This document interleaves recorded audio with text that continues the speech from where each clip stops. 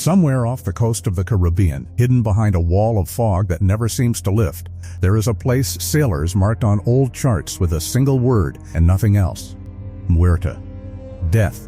Not a name, a warning. In Pirates of the Caribbean, Isla de Muerta is the island that cannot be found except by those who already know where it is. A cave full of cursed Aztec gold, a ghost crew doomed to walk in moonlight, a place where greed turns men into monsters. It feels like pure invention, something Disney's art department dreamed up to sell a fantasy. Except it isn't. Long before a single frame of that film was shot, real sailors were disappearing into real islands that earned the exact same reputation. Islands that mariners refused to approach after dark. Islands where entire crews were marooned on purpose and never seen again. Islands that swallowed ships whole and left nothing behind but splinters and silence. The maps had names for them too. Isla de la Muerte, the Coffin Coast, the Graveyard of the Atlantic.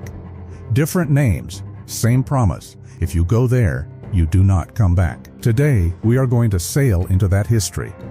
Not the movie version, the real one. The real islands, the real captains who were left there to die, the real curses that were really just science nobody understood yet, and the real reason why, for almost 200 years, going ashore on one of these places was considered a death sentence with a view. By the end of this video, you will understand exactly why the real Isla de Muerta was even more terrifying than the fictional one. Because nobody had to invent the horror. It was already there, waiting. If stories like this, the real history hiding underneath the legends, are your kind of thing, hit that like button right now and make sure you're subscribed, because this channel exists for exactly this. We are just getting started. To understand why the fictional Isla de Muerta felt so believable to millions of people, you have to understand what it was actually built from. Screenwriters do not invent fear out of nothing. They borrow it from history and sharpen the edges. The cursed treasure at the heart of the film, the 882 pieces of Aztec gold that turn men into the undead the moment they take a coin, is a direct echo of a very real historical anxiety. When Herne Koretz and his men tore through the Aztec Empire in the early 1500s, they did not simply take gold. They took gold that, according to local accounts, belonged to a civilization that believed deeply in cosmic balance and retribution. Spanish soldiers who survived the conquest wrote home describing a strange dread that followed the plundered treasure across the ocean ships lost, crews struck by fever, fortunes that seemed to curdle the moment they were spent. Historians today attribute most of this to disease, storms, and simple bad luck amplified by superstition. But the men living through it did not see coincidence. They saw punishment. And that idea that stolen gold carries a debt that eventually gets collected became baked into Caribbean sailing culture for the next 300 years. By the time actual pirates were operating in these waters, between roughly 1650 and 1730, that superstition had fully matured. Sailors were some of the most rational, hardened people alive, men who had crossed oceans with nothing but a compass and nerve. And yet almost every ship's log from this period contains references to cursed cargo, unlucky vessels, and islands that were simply avoided, no questions asked. Gold did not just buy things in this world. Gold carried a reputation. And certain places carried the worst reputation of all. That is the emotional truth Isla de Muerta is built on. Not a specific real island with that exact name, but a real belief, held by real men with real cutlasses, that some treasure is not worth finding because of what it costs to find it. Now let's talk about the actual places. Because while there was never a single island on any Spanish chart labeled Isla de Muerta, there were several real locations that earned nearly identical reputations for reasons that had nothing to do with curses and everything to do with geography being genuinely, mercilessly lethal. Start with Dead Chest Island, a tiny, waterless outcrop in the British Virgin Islands, barely large enough to walk across in 20 minutes. This is the island that inspired the most famous pirate lyric ever written, 15 men on a dead man's chest, yo-ho-ho, and a bottle of rum. Because, according to persistent maritime legend, this was exactly the kind of place mutinous captains used for punishment. There is no fresh water on Dead Chest Island. There is no shade worth mentioning. There is no food beyond what the sea occasionally throws onto the rocks. Marooning a man here was not a metaphor. It was a slow, sunburned death sentence with the ocean as the only witness. Blackbeard himself is tied to this legend. Stories claim he abandoned a portion of his own crew here after a dispute over shares, leaving them to either die of thirst or be picked up weeks later by pure chance. Then there is Sable Island, 300 kilometers off the coast of Nova Scotia, a crescent of sand so treacherous that sailors nicknamed it the Graveyard of the Atlantic. More than 350 documented shipwrecks lie around this single sliver of land, a number that is almost impossible to comprehend until you understand why. Sable Island sits directly in the collision path of the warm Gulf Stream and the cold Labrador Current, which means the waters around it are almost permanently wrapped in dense fog. Ships would be sailing in what they believed was open ocean and run aground on invisible sandbars that shift position with every storm.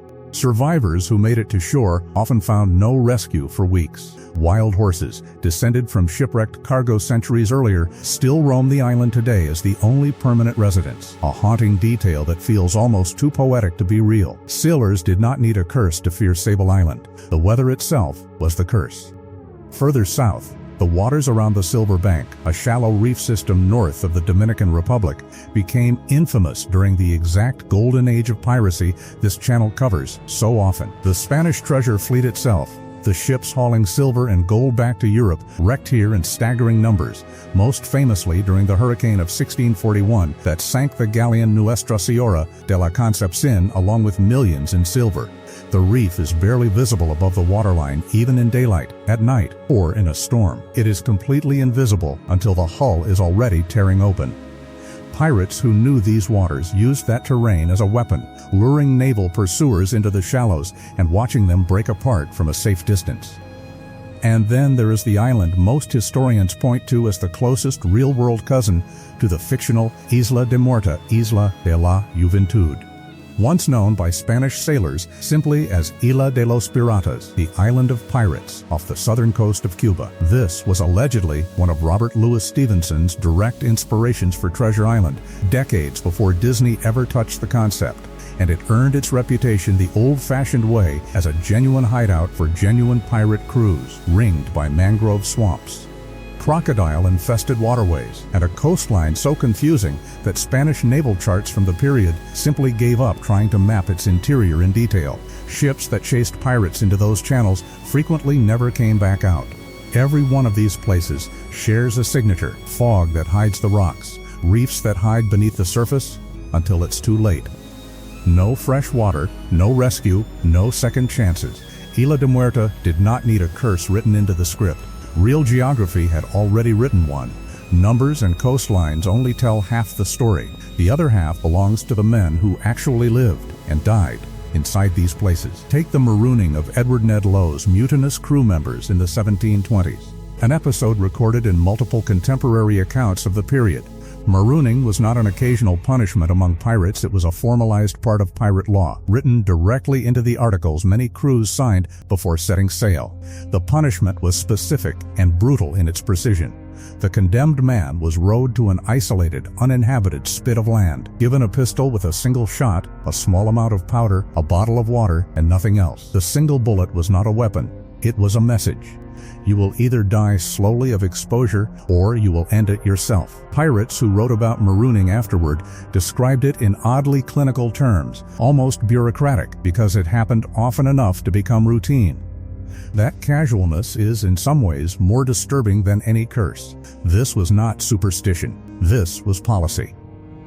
Survivors, when they existed, described a very specific psychological unraveling that modern researchers studying isolation have since given a name: island psychosis, a documented pattern of paranoia, hallucination, and complete breakdown of time perception that develops in people isolated on small land masses with no rescue in sight. 18th century sailors did not have that vocabulary. They called it going mad from the sun, or being taken by the island. Captain's logs from vessels that eventually located marooned or shipwrecked sailors, sometimes years later, described men who could no longer speak coherently, who had built elaborate rituals to mark time, who insisted the island itself was alive and watching them. Alexander Selkirk, the real castaway whose ordeal on a remote island off Chile Partly inspired, Robinson Crusoe survived over 4 years alone and later admitted that for a long stretch he lost the ability to distinguish memory from hallucination entirely. Then there is the darker category, the accounts that simply stop. Ship manifests where a landing party is recorded going ashore on a specific island to search for water or a rumored wreck, and the following entry, sometimes days later, sometimes only hours, records nothing but the ship's decision to depart without them. No explanation. No search party sent back. Just an absence. Logged like weather. Historians studying Caribbean maritime records have cataloged dozens of these silent disappearances across the late 17th and early 18th centuries, almost all clustered around the same handful of dangerous, reef-guarded, fog-choked coastlines we just described. Nobody wrote ghost stories about these men at the time. They simply stopped being mentioned. The horror of the real Isla de Muerta was never a curse chasing men down. It was the ocean's complete indifference to whether they came back at all. So strip away the ghosts and the glowing skeletons for a moment and ask the practical question. Why, specifically, did almost nobody escape these islands once they were stranded there? The first reason is water, or the total absence of it. Most of the small islands with this reputation dead chest, the cays around the Silver Bank, dozens of unnamed outcrops across the Bahamas are simply too small and too dry to hold a natural freshwater source. Without rain falling directly into a collected vessel, a stranded sailor in Caribbean heat has roughly 3 to 5 days before dehydration becomes fatal. That is not enough time for most rescue attempts of the period, which relied on another ship happening to pass close enough to spot a signal fire. In an era with no radio, no flares, and shipping lanes that could be dozens of miles away. The second reason is the terrain itself. Coral reefs, the very thing that made these waters so deadly to ships, made them almost equally deadly to escape by raft or small boat. A stranded sailor attempting to paddle away on wreckage would frequently be shredded against the same reefs that sank the original vessel, especially at night, when the reef becomes essentially invisible. The third reason is disease, and this is the one most modern audiences underestimate. Tropical islands in this period were frequently home to endemic diseases Europeans had no immunity to: malaria, yellow fever, dysentery from contaminated standing water. A sailor who survived the initial marooning or shipwreck often succumbed within weeks to an illness that, at the time, had no name and no cure. Only symptoms that looked exactly like a curse taking hold: fever, delirium, blackened skin, a slow-wasting death. 18th century sailors watching a crewmate die this way had no germ theory to explain it. They had folklore. And folklore said the island was hungry. The fourth reason, and perhaps the cruelest, is deliberate isolation. Many of these islands were specifically chosen by pirate captains for marooning precisely because they sat outside established shipping lanes. This was not incidental. Captains who wanted a punishment to actually work needed a location where rescue was mathematically improbable, not just difficult. Ship's navigators of the era kept mental and written records of exactly which islands nobody sailed past.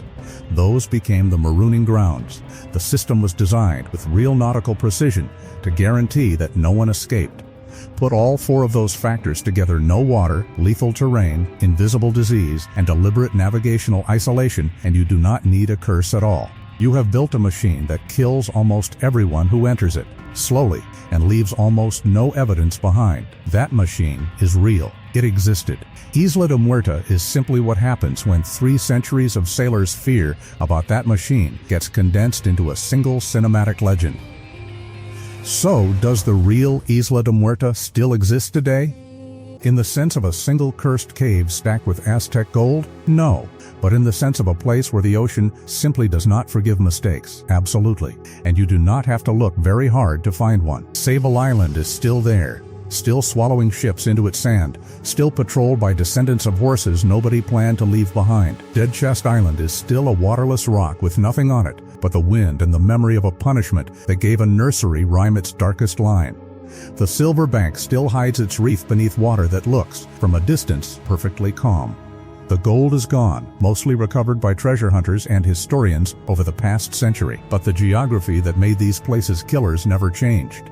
The fog still rolls in at the wrong moment. The reef is still exactly where it always was.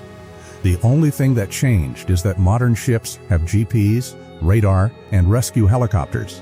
Tools that finally gave sailors a fighting chance against a landscape that spent 300 years being unbeatable. Isla de Muerta was never really about a curse. It was about a truth so uncomfortable that a curse became the easier explanation, that the sea does not care who you are, how brave you were, or how much gold you found. It simply keeps what it takes. So the next time you watch Jack Sparrow's crew row toward that fog-wrapped cave, remember that somewhere in the real Caribbean, real men rowed toward real islands just like it, for real reasons just as desperate. Most of them never rowed back. The maps forgot their names a long time ago, but the water remembers. It always has. If you want more true stories buried underneath the legends of the golden age of piracy, subscribe, because there are islands, ships, and captains we haven't even reached yet, and some of their stories are stranger than anything Hollywood has dared to write.